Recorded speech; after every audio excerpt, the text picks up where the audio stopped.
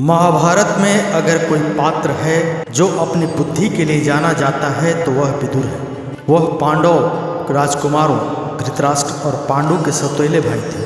जब पांडु को राजा बनाया गया तो विदुर उनके विश्वसनीय सलाहकार थे, और जब अंततः अंधे धृतराष्ट्र सिंहासन पर बैठे तो विदुर हस्तिनापुर के प्रधानमंत्री बने रहे और कुशलतापूर्वक राज्य चला रहे थे। वह एक ईमानदार और चतुर राजनेता थे और कहा जाता है कि धर्म का पालन करना उनकी नियति थी। उनके नियमों और मूल्यों को विदुर नीति कहा गया, जो कि चाणक्य नीति का आधार माना जाता है। दुर्योधन के वयस्क होने तक हस्तिनापुर विदुर के कुशल मार्गदर्शन में फल फूल रहा था और उसने राज्य के मामलों में हस्तक्षेप करना शुरू कर दिया, जिसके कारण अंततः कई दुर्भाग्यपूर्ण घटनाएं हुई और कुरुक्षेत्र युद्ध हुआ।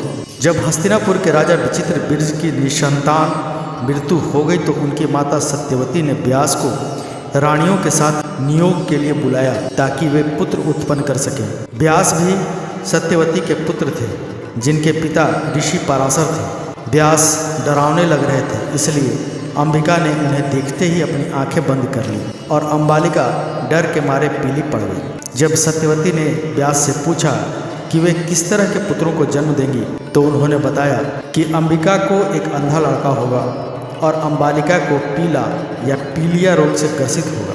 यह सुनकर सत्यवती ने व्यास से अंबिका को एक और पुत्र देने के लिए कहा, लेकिन वह इतनी डरी हुई थी कि उसने अपनी दासी सुद्री को उनके पास भेज दिया। अफसोस की बात है कि विदुर में राजा बनने के सभी गुण थे, लेकिन चूंकि वह शाही वंश से नहीं थे इसलिए उनके बारे में कभी विचार नहीं किया गया। महान ऋषि उससे इतने प्रभावित हुए कि उन्होंने आशीर्वाद दिया कि वह अब दासी नहीं बनेगी। उससे पैदा होने वाली संतान गुणवान और अति बुद्धिमान होगी। वह इस धरती पर सबसे बुद्धिमान व्यक्तियों में से एक होगा। उनका वरदान सच हो गया। अपनी मृत्यु तक विदुर एक ईमानदार और योग्य व्यक्ति बने रहे, जिन्होंने पूरे दिल और दिमाग से धर्म का पालन किया। कृष्ण के अलावे विदुर महाभारत के सबसे बुद्धिमान व्यक्ति हैं, जिन्होंने अपना जीवन अपने नियमों के अनुसार बिताया। हालांकि धृतराष्ट्र और पांडु उनके सौतेले भाई थे। चूंकि उनकी माँ शाही वंश से नहीं थी, इसलिए उन्हें कभी भी सिंहासन के लिए नहीं माना गया। उन्हें यम या धर्म राजा का अवतार भी माना जाता था, जिन्हें ऋषि मांडव ने उन्हें उनके द्वारा किए गए पाप से कहीं अधिक दंड देने के लिए शाप दिया था। विदुर ने मंत्री के रूप में अपने दोनों भाइयों की सेवा की। वह केवल एक दरबारी था, राजा कभी नहीं। राजकुमार विकर्ण को छोड़कर विदुर ही एकमात्र ऐसे व्यक्ति थे जिन्होंने कौरव दरबार में द्रौपदी के अपमान का विरोध किया था। जब विदुर ने शिकायत की तो दुर्योधन को यह बिल्कुल पसंद नहीं आया। वह उस पर बुरी तरह टूट पड़ा और उसका अपमान किया। धृतराष्ट्र दुर्योधन को अपने चाचा विदुर के साथ दुर्व्यवहार करने से रोकना चाहते थे, लेकिन अचानक उन्हें याद आया कि विदुर ही थे जो अपने अंधेपन के कारण उन्हें राजा नहीं बनाना चाहते थे। तब उन्होंने एक शब्द भी नहीं कहा। वर्षों बाद यही कारण था कि वफादार विदुर ने कौरवों का साथ छोड़ दिया और पांडवों के साथ मिलकर कुरुक्षेत्र युद्ध में शामिल हो गए। वह इस बात से बहुत आहत थे कि धृतराष्ट्र ने उन्हें भाई नहीं माना।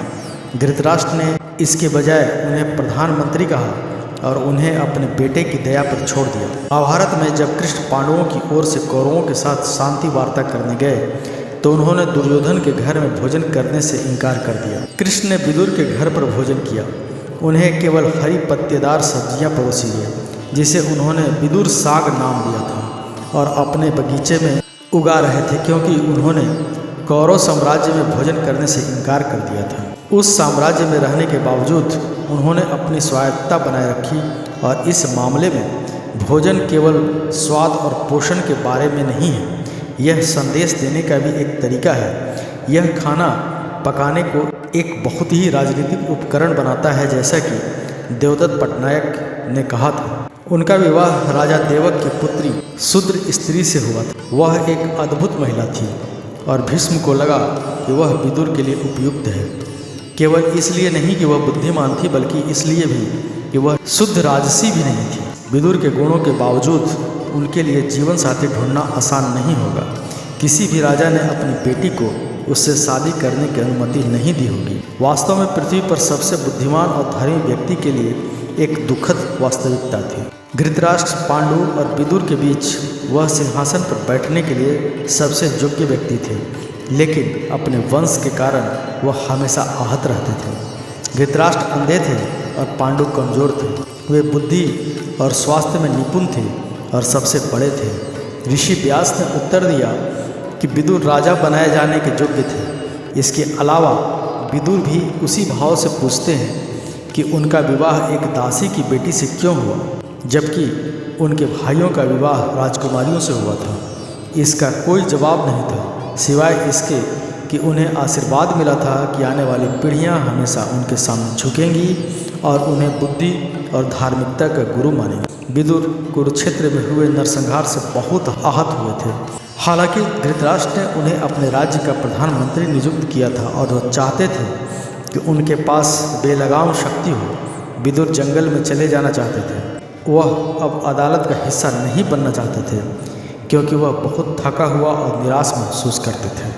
जाहिर तौर पर जब वह जंगल में चले गए तो धृतराष्ट्र, गांधारी और कुंती भी उनके पीछे चले गए। उन्होंने अत्यधिक तपस्या की और शांतिपूर्वक मृत्यु को प्राप्त किया। उन्हें महालोचन के नाम से जाना जाने लगा, जिसने अत्यधिक तपस्वी गुण प्राप्त कर लिए हों। विदुर को बाद की पीढ़ियां हमेशा एक ऐसे व्यक्ति के रूप में याद करेंगी जिसने सबसे प्रतिकूल परिस्थितियों में फेंके जाने के बावजूद धर्म का मार्ग नहीं छोड़ा। तो मित्रों, हमारा ये प्रयास आपको कैसा लगा कमेंट करके जरूर बताएं। वीडियो को लाइक कर दें, चैनल को सब्सक्राइब करके बेल आइकन दबाना ना भूलें, ताकि वीडियो संबंधित नोटिफिकेशन आपको हमेशा मिलती रहे। धन्यवाद।